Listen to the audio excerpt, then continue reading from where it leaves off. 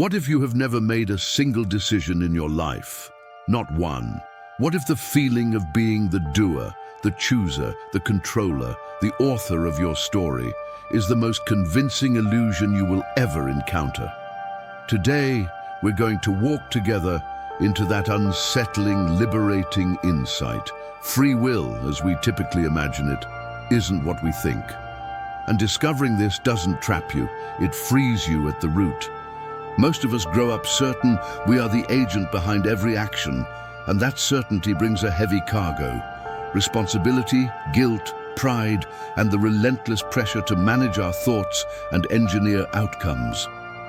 We try to bend life to our will, to fix our flaws, to improve our minds, to master our emotions. When life doesn't obey, we double down, books, courses, techniques, grasping for more control. The results are mixed at best, and the frustration deepens. But something extraordinary happens when this picture is turned on its head. When you see that events arise spontaneously, that thoughts appear unbidden, and that the body-mind is simply the instrument through which life plays. The fear begins to soften. The need to micromanage every moment loosens. Life doesn't stop, it just flows. The same waves crash, the same winds blow, but the sense that I must push the ocean dissolves. Before going further, let's be clear about what we usually mean by free will. The idea that I can choose between one thing and another, and that I, personally, will then face the consequences of my choice. Sounds straightforward, but look closely. You can intend, you can prefer, you can move the hand to the left instead of the right. Yet what happens after that choice, the results, the ripple effects, even the next thought, doesn't arrive stamped with your name. Much of it unfolds outside any personal control. So what is the practical value of this free will we defend so passionately? And who exactly is involved in choosing? Here is the cosmic joke. The ego, the self-image that claims authorship, wants freedom, wants awakening, wants to keep the prize of enlightenment for itself. That cannot happen. Awakening is not the ego's victory. It is the dissolution of the one who claims victory. The authorship you feel so intimately is a mirage. The I that says I do does not do. It narrates after the fact. Hearing that can feel harsh, even claustrophobic. It can sound like a denial of choice, a denial of freedom, a flattening of your vivid experience of deciding. After all, your day seems full of freedom. You pick a shirt, you choose a path, you answer a message, you eat or you don't. But at the end of that day, if you replay it without the storyline, just the raw sequence, you may notice how little you controlled what truly mattered. The email that arrived, the memory that popped in, the tone that someone else used, the traffic that forced your timing, the thought you did not invite but that changed your mind. What unfolded seems less like a sovereign will and more like a seamless chain of conditions meeting conditions. If you take the experiment seriously, if night after night you examine the day's actions, you begin to see it everywhere. What you call my action is the brain's response to a stimulus. Something is seen, heard, tasted, touched, thought, felt. The nervous system reacts. Then a thought appears and claims, I did that. The authorship is applied like a sticker after the machine has already moved. And then a deeper question rises from within. If I am not the doer, who am I? If the ego is not the agent, what remains? This is the essence of Ramana Maharshi's inquiry. Who am I? Not as an intellectual game, but as a turning inward to the source. If the ego dissolves, only the source remains. Call it consciousness, the self, the totality, God, the unborn. Names collapse in that direction. What matters is the lived recognition that life is a one-man show. Consciousness writes the play, directs it, acts every character, and watches it unfold. Understanding this does not mean abandoning your life or refusing to act. On the contrary, it means living fully, doing what needs to be done without the burden of personal authorship. Wash the dish, answer the email, raise the child, run the company, just without the invisible backpack that says, I personally control what happens. And this is not passivity, it is clarity. The most skillful action rises when the mind is not preoccupied with claiming credit or avoiding blame. Separation is the absence of love. Love is the absence of separation. The sense of a separate doer stands between you and the seamlessness of life. Freedom isn't the power to force outcomes. Freedom is the ending of the compulsion to be the author. It is freedom from the recurring need to assert control where none truly exists. The ultimate freedom is the freedom from the sense of personal doership. When this sinks in, acceptance stops being a strategy and becomes the natural fragrance of life. Acceptance is not passivity. It is the willingness to be with what is, to allow every moment to be what it already is. Acceptance includes the insight that you are not the one making things happen. Action still happens. In fact, it happens more cleanly, but it is seen as part of the functioning of the totality. The world remains the world. Traffic still clogs, markets still swing, people still act according to their programming. What shifts is your attitude, your perspective, your understanding. The noise is the same, the listener changes. Consider how this parallels the Taoist way. Even if the teachers never read each other, the sage does not battle nature, the sage cooperates with it. Not submission out of weakness, but cooperation out of wisdom. Water does not break the rocks by trying to be a rock. It flows around, wears down, finds a way through. Living without the sense of doership is water-like. Courageous not by clenching the jaw at life, but by relaxing the fist and moving with life's principles. What about choice? Don't we still have to choose? Yes, choices appear, decisions are made. But look at what they're made of. The ego chooses. Based on what? On programming, genetic tendencies you did not select, and environmental conditioning you did not author. The family that shaped your values, the culture that set your norms, the teacher who inspired you, the trauma that skewed your reactions, the luck of biology and the role of circumstances. If what you call my free will is built upon layers of causes you never chose, whose free will is it? Society will still ask you to choose. Of course, choices are part of the game. You will still deliberate, weigh options, consult advice. But don't lose the subtle point. The appearance of choice does not require a separate chooser. A river takes a turn at the bend.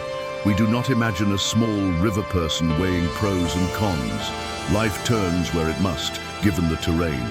In the same way, what you call my decision is life turning at a bend created by your conditioning and the present conditions. Seeing this does not stop the turn. It stops the pride and the self-torture. Thy will be done, not mine, expresses the heart of it, not as piety, but as description. What happens is the will of the whole, moving through this particular body-mind the way wind moves through a forest. Leaves rustle, no single leaf commands the breeze. A practical note, living this insight tends to make one naturally virtuous, not because a moral self tries to be good, but because the struggle to manipulate outcomes relaxes. Compassion blooms as you see that others too are acting from their programming and the pressures of the moment. Accountability remains. Societies function with rules and consequences, but blame cools. Punishment turns to correction. Outrage softens into understanding. If awakening happens, what then? The body-mind may change or may not. There are no rules. Some people begin to write who never did. Others stop speaking who once spoke endlessly. Some become teachers. Others vanish into ordinary life. The functioning continues as it must. The miracle is not that the pattern changes. The miracle is that the sense of authorship evaporates. Life goes on. The knot is gone. From this vantage, the person is seen as a dream figure in the field of consciousness.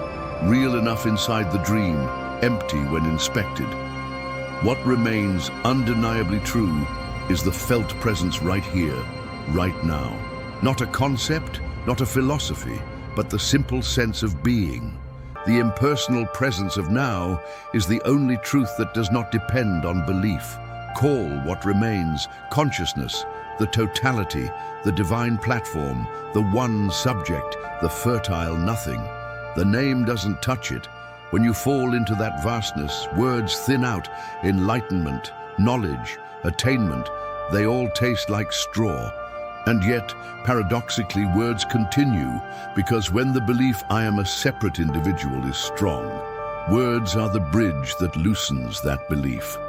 Enlightenment, in essence, is the simple recognition that there is no individual trying to understand anything.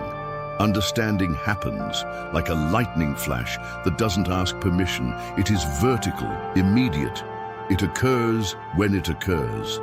And expectation delays it, because expectation belongs to the one awaiting a payoff.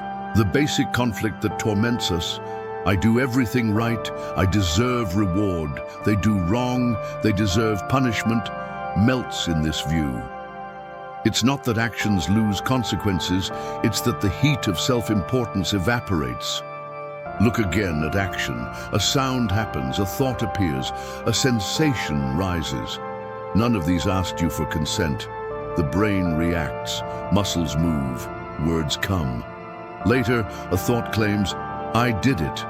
But if there is simple witnessing, clear seeing without the reflexive claim, the reaction quiets. Sometimes right action still occurs. Sometimes, in the space of witnessing, the compulsion falls away. In the language of the Buddha, events happen, deeds are done, but there is no individual doer thereof. This is not an excuse to shrug at life. It is an invitation to cleaner living. You still apologize when you've caused hurt. You still repair, still show up, still do the work. Consequences are honored, but you move without the anchor of the personal story, dragging the bottom.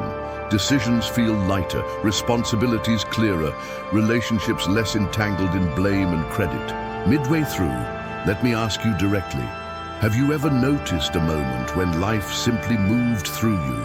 Words came out perfectly, or a solution appeared uninvited, or your feet turned down a street and it led to the exact meeting you needed, without any sense that you made it happen. Share that moment below. I read your reflections and weave them into future episodes. And if this exploration resonates, consider liking this video and subscribing. It helps this inquiry reach others who might be ready to hear it. Returning to the heart, acceptance. Acceptance of what is, whatever it is, however it is, in this very moment, is non-duality in action. Acceptance includes seeing that you are not the one doing acceptance. Don't turn acceptance into a tool. Don't weaponize it against yourself or others. Let acceptance happen. Let life move. From the standpoint of enlightenment, everything is a continuous happening. Breath moving, thoughts arriving, meetings ending, the sun setting over a city you didn't build. Action is seen as part of the single functioning of the whole. The world, curiously, does not improve to fit your favorite ideas after this understanding.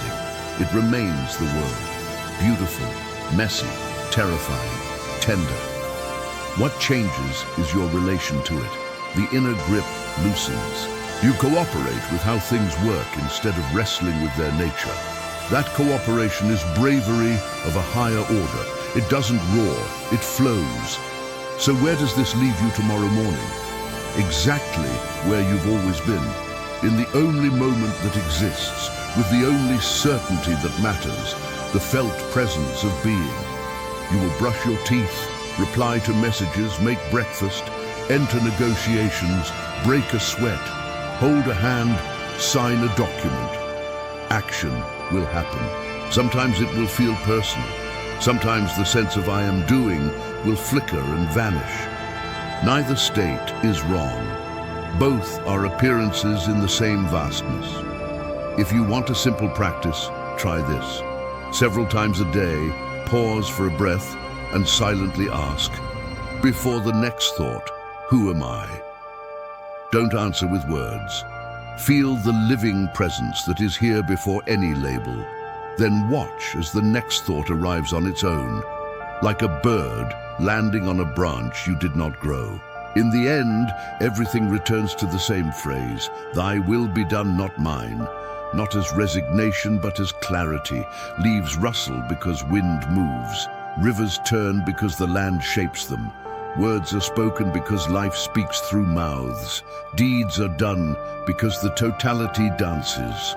And in the quiet core of that dance, there is no dancer apart from the dance. Events happen, actions are performed, but there is no individual doer. See this, even for a moment, and the knot of personal authorship loosens. Keep seeing, and love fills the space where separation once stood. The show goes on as it must. One author, one actor, one witness, appearing as all. You, as you thought you were, do not control the script. You, as you truly are the stage itself. So walk lightly, cooperate with what is. Choose, knowing choosing happens. Repair, knowing repairing happens. Forgive, knowing forgiveness happens. And when the mind protests, return to the only unshakable truth. This living presence, here and now, in which all of it, breath, thought, sensation, world, arises and subsides. That is real. That is free. That is home.